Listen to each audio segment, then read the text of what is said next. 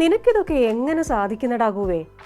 ക്യൂബക്കാർ പട്ടിണി കിടക്കുമ്പോൾ ഫിഡൽ കാസ്ട്രോയുടെ കൊച്ചുമകന്റെ ആഡംബര ജീവിതത്തെ വിമർശിച്ച് സോഷ്യൽ മീഡിയ. റോമ നഗരം കത്തിയെരിഞ്ഞപ്പോൾ വീണ വായിച്ച നീറോ ചക്രവർത്തിയെക്കുറിച്ച് നാം ഏറെ കേട്ടിട്ടുണ്ട്. രാജ്യം വറുതിയിലായിരിക്കുമ്പോൾ ഫിഡൽ കാസ്ട്രോയുടെ കൊച്ചുമകന്റെ ആഘോഷ ജീവിതവും ചർച്ചയാവുകയാണ് ക്യൂബയിൽ. ക്യൂബ എന്ന കുഞ്ഞു രാജ്യത്തെ ലോക ഭൂപടത്തിലെ രാഷ്ട്രീയ അടയാളപ്പെടുത്തലാക്കിയ വ്യക്തിയാണ് ഫിഡൽ കാസ്ട്രോ എന്ന കമ്മ്യൂണിസ്റ്റ് വിപ്ലവകാരി.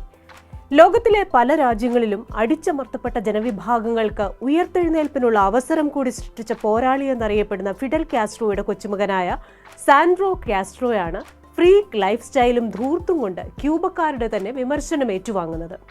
ആരാണ് സാൻഡ്രോ കാസ്ട്രോ? ഫിഡൽ കാസ്ട്രോയുടെ 5 ആൺമക്കളിൽ ഒരാളായ അലക്സിസ് കാസ്ട്രോ സോട്ടോ ഡെൽ വാലയുടെ മകനാണ് സാൻഡ്രോ.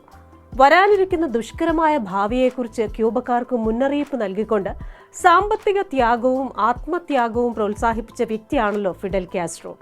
ആ ഫിഡൽ കാസ്ട്രോയ്ക്ക് 65 വയസ്സുള്ളപ്പോഴാണ് സാൻഡ്രോ ജനിച്ചത്. മിക്ക ക്യൂബക്കാർക്കും സ്വപ്നം കാണാൻ പോലും ആകാത്ത സുഖ സൗകര്യങ്ങളിൽ ഹവാനയിലെ പുന്തോസറോയിലെ ഒരു ഗേറ്റഡ് കമ്മ്യൂണിറ്റിയിലാണ് സാൻഡ്രോ വളർന്നത്. സാൻഡ്രോ കാസ്ട്രോ എങ്ങനെയാണ് വിവാദ നായകനാകുന്നത്? ഒരു ഇൻഫ്ലുവൻസറാണ് സാൻഡ്രോ കാസ്ട്രോ. ഇൻസ്റ്റഗ്രാമിൽ 1,20,000-ലേറെ ഫോളോവേഴ്സ് ഉണ്ട്.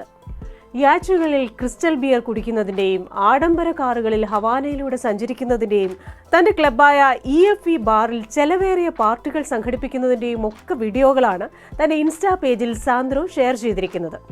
ഇതിനിപ്പോ എന്താത്ര പ്രശ്നം? അയാളുടെ കാശ്, അയാളുടെ കാറ്, അയാൾക്ക് എന്നെ ആർമാദിച്ചുകൂടെ എന്ന് ചോദിച്ചാൽ പ്രശ്നമുണ്ടെന്നാണ് സാൻഡ്രോ വിമർശകർ പറയുന്നത്. അതിന് പ്രധാനമായ 2 കാരണങ്ങളാണ് അവർ ചൂണ്ടിക്കാട്ടുന്നത്. ഒന്ന്, ലോകം കമ്മ്യൂണിസ്റ്റ് ആചാര്യനായി കാണുന്ന ഫിഡൽ കാസ്ട്രോയുടെ ചെറുമകൻ ഒരു കാരണവശാലും കമ്മ്യൂണിസ്റ്റ് ആശയങ്ങൾക്ക് വിരുദ്ധമായി ജീവിക്കരുത്. ആരുടെ ചെറുമകനായാലും അയാൾക്ക് അയാളുടെ നിലപാടില്ലേ, അയാളുടെ ജീവിതമല്ലേ, അയാൾക്ക് ഇഷ്ടമുള്ളതുപോലെ ജീവിച്ചോട്ടെ എന്ന് മറുപക്ഷം. ഇനി റീസൺ 2, ക്യൂബ എന്ന രാഷ്ട്രം കടുത്ത സാമ്പത്തിക പ്രതിസന്ധിയിലാണ്. കൂടുതൽ പേരും അന്നന്നത്തെ അന്നം കണ്ടെത്താൻ പാടുപെടുന്നു. ആ സമയത്തെ സാൻഡ്രോയുടെ പ്രവർത്തികൾ മരണവീട്ടിൽ പൊട്ടിച്ചിരിച്ച് സെൽഫി എടുക്കുന്നതിന് തുല്യമെന്ന് അവർ പറയുന്നു. എന്താണ് ഇപ്പോഴത്തെ ക്യൂബയുടെ അവസ്ഥ? ക്യൂബ നിലവിൽ കടുത്ത സാമ്പത്തിക പ്രതിസന്ധിയിലാണ്.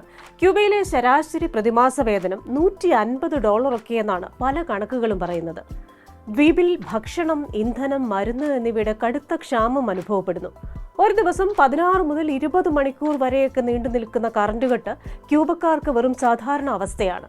വിലക്കയറ്റം ഉയർന്നു നിൽക്കുന്നത് മൂലം മുണ്ട് മുറുക്കി ഉടുക്കാൻ സാധാരണക്കാരായ ക്യൂബക്കാർ പെടാപ്പാടിലുമാണ്. ജൂലൈയിൽ പ്രസിദ്ധീകരിച്ച റോയിട്ടേഴ്സ് റിപ്പോർട്ട് പറയുന്നത് ഇങ്ങനെ: ധനദൗർലഭ്യം നേരിടുന്ന ക്യൂബ സ്ഥിതി മെച്ചപ്പെടുത്തുന്നതിന്റെ ലക്ഷണങ്ങളൊന്നും കാണിക്കുന്നില്ല. ഇറക്കുമതിയെ ആശ്രയിക്കുന്ന ക്യൂബയിലെ വിദേശ കറൻസി വരുമാനം 30% കുറയുകയും ചെയ്തു. ഇത് ഭക്ഷണം, ഇന്ധനം, മരുന്ന്, കൃഷിക്കും ഉൽപാദനത്തിനുമുള്ള അസംസ്കൃത വസ്തുക്കൾ എന്നിവയുടെ കുറവിലേക്ക് നയിക്കുന്നു. സഹജീവികൾ അങ്ങനെ കഷ്ടപ്പെടുമ്പോൾ എങ്ങനെ സാൻഡ്രോയെ പോലെ ഒരാൾക്ക് ഇത്തരമൊരു ജീവിതശൈലി പിന്തുടരാനാകുമെന്നാണ് ചോദ്യം. ഡെയിലി മെയിലിന്റെ റിപ്പോർട്ട് പ്രകാരം ഒരു രാത്രിക്ക് $100 ഈടാക്കുന്ന ഒരു ഗ്രാമീണ വിനോദ കേന്ദ്രമായ എൽ പാട്രോണിൽ നിന്നുള്ള ക്ലിപ്പുകളും സാൻഡ്രോ പങ്കിട്ടിട്ടുണ്ട്. ഇത് ഒരു ശരാശരി ക്യൂബക്കാരന്റെ പല ദിവസത്തെ ശമ്പളത്തിന് തുല്യമാണ്. കുറഞ്ഞ ടേബിൾ ബില്ല് ശരാശരി 15,000 ക്യൂബൻ പെസോ, അതായത് പ്രതിമാസ ശരാശരി വേതനത്തിന്റെ നിരവധി മടങ്ങ്. അരിശം വരാതിരിക്കുമോ ക്യൂബക്കാർക്ക്? സാൻഡ്രോ ഒരു ആഡംബര മെഴ്സിഡസ് ബെൻസ് കാറിലിരിക്കുന്ന വീഡിയോ 2021 വൈറലായിരുന്നു. കോവിഡ് മഹാമാരിയുടെ മൂർധന്യത്തിലാണ് ഈ വീഡിയോ പോസ്റ്റ് ചെയ്തത്. ഇതും വലിയ പ്രതിഷേധത്തിന് കാരണമായി. കാർ ഒരു സുഹൃത്തിൻ്റെതാണെന്ന് സാൻഡ്രോ പിന്നീട് അവകാശപ്പെട്ടു. അദ്ദേഹം പറഞ്ഞു, ഞാൻ വീഡിയോ റെക്കോർഡ് ചെയ്യുന്ന കാർ എൻ്റെ ഒരു സുഹൃത്തിൻ്റെതാണ്. എനിക്ക് കാറുകൾ ഇഷ്ടമായതിനാലും അത് പരീക്ഷിക്കാൻ ആഗ്രഹിച്ചതിനാലും അദ്ദേഹം എനിക്ക് അത് കടം തന്നു.